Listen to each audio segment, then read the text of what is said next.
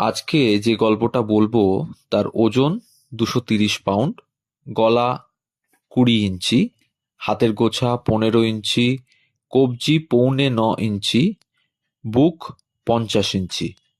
বুক ফোলালে তা হয় 52 ইঞ্চি।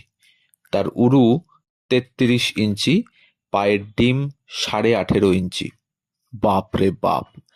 ইনি নির্ঘাত কোনো বডি বিল্ডার কিংবা কুস্তিগির। বিদেশি নয়। তাহলে বাঙালি তো কিছুতেই হতে পারে না। কি বললেন? সাক্ষাৎ বঙ্গ সন্তান? আরে, কে মশাই ইনি? নামখানা তো জানতেই হয়। যতীন্দ্রচন্দ্র গুহ বা গোহ ওরফে গোবর। অম্বিকাচরণ গুহর বাড়িতে খুব ধুমধাম। উত্তর কলকাতায় বিরাট বাড়ি, পৈতৃক জমিজমা, পয়সা কড়ির অভাব নেই, গাড়ি বাড়ি, লোক লস্কর, ভারী নামডাক। কলকাতার বড় বড় সাহেব কোম্পানির মুৎসুদ্দি এই গুহরা।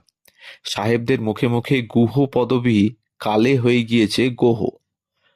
উদার হৃদয়, দরাজ হাত অম্বিকাচরণকে লোকে বলে রাজামশাই।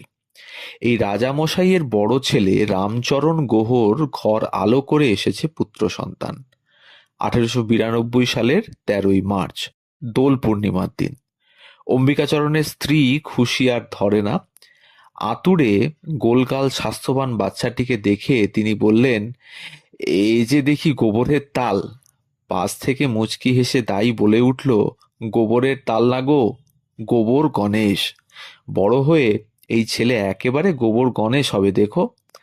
তখন কে জানতো, ছোটবেলার এই নাদুস নুদুস গোবরের তালই একদিন ধারালো চেহারা আর পেটানো স্বাস্থ্য নিয়ে পশ্চিমী দুনিয়ার শোরগোল ফেলে দেবেন। তার শারীরিক ক্ষমতা, দুর্দান্ত স্কিল আর কুস্তির প্যাঁচ পয়জার তাক লাগিয়ে দেবে বিশ্বকে। যতীন্দ্রচরণ গুহ ওরফে গোবর গুহই প্রথম পেশাদার কুস্তিবিদ যিনি বিদেশে যান কুস্তি লড়তে। তিনি প্রথম ভারতীয় পালোয়ান যিনি কুস্তিতে বিশ্ব চ্যাম্পিয়নের খেতাব জিতে নিয়ে আসেন। বস্তুত সেই প্রথম কোনো অশ্বেতাঙ্গ মল্লবিদ গোরাদের কাছ থেকে ছিনিয়ে নিয়েছিলেন সেরার শিরোপা। ওয়ার্ল্ড চ্যাম্পিয়নশিপ জেতার পথটা অবশ্য কখনোই সুগম ছিল না গোবরের পক্ষে। সে খেতাব বিদেশিরা নিজেদের কবজায় রেখে দিয়েছিলেন এতদিন ধরে। হঠাৎ এক হিন্দু পালোয়ান কোথা থেকে এসে সেই খেতাব জিতে যাবে, এটা হজম করা সম্ভব ছিল না তাদের পক্ষে। প্রতি পদে বাধা দেওয়া হয়েছে গোবরকে। অনৈতিকভাবে জিতিয়ে দেওয়ার চেষ্টা করা হয়েছে প্রতিদ্বন্দ্বীকে। মার্কিন খবরের কাগজগুলো দিনের পর দিন আজগুবি গল্প লিখে গিয়েছে তাকে নিয়ে। অসীম নিষ্পৃহতায় সবকিছু দেখে গিয়েছেন গোবর। প্রতিপক্ষ বারবার খেলার নিয়ম লঙ্ঘন করেছে। সচ্চা খেলোয়াড়ি মনোবৃত্তির গোবর ভরসা রেখেছেন বিচারকের রায়ের ওপর। নিজে কখনো জেতার জন্য অনৈতিক পন্থা নেননি।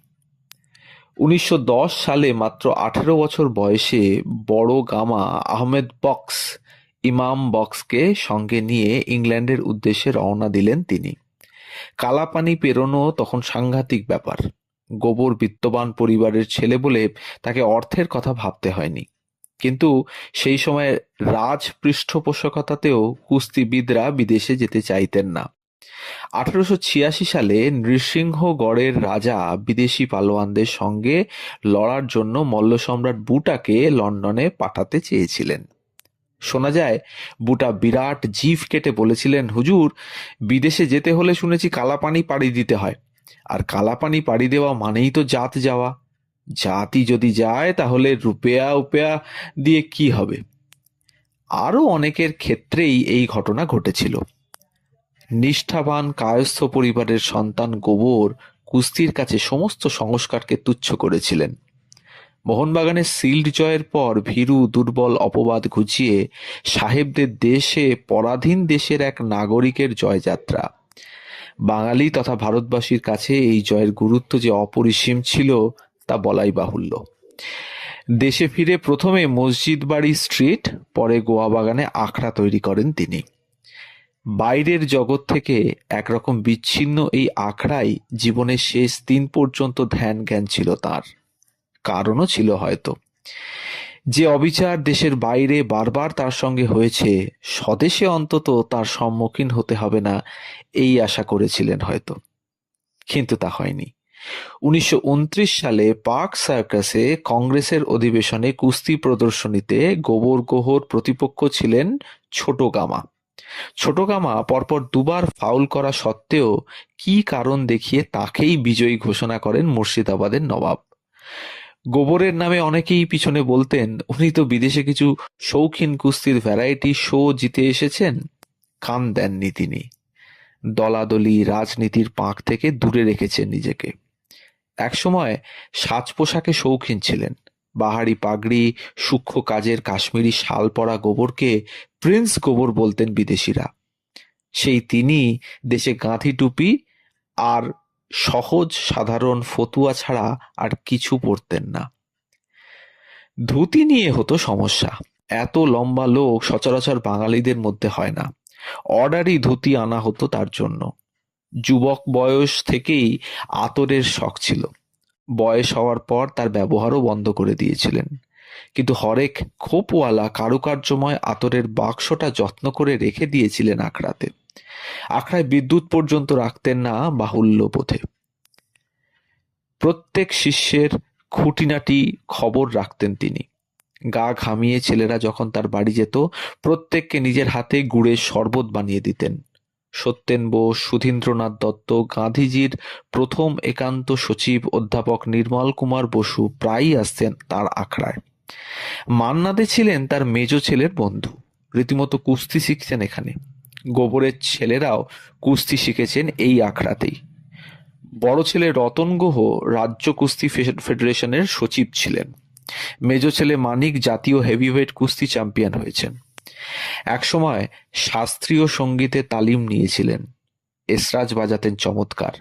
মৃত্যুর কিছুদিন আগে মেয়েকে বলেছিলেন ধুলো ঝেড়ে যন্ত্রটা বার করে দিতে। 1972 সালের 2রা জানুয়ারি রেসলিং চ্যাম্পিয়নশিপ জেতার পরে আমেরিকায় তোলা তার একটি ছবি বাড়ির লোকেদের দিয়ে বলেছিলেন, রেখে দাও, কাজে লাগবে। সেই রাতেই হৃদরোগে আক্রান্ত হলেন তিনি।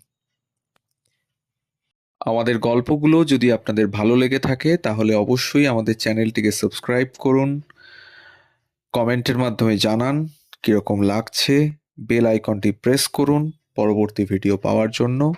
সবাই ভালো থাকুন, ধন্যবাদ।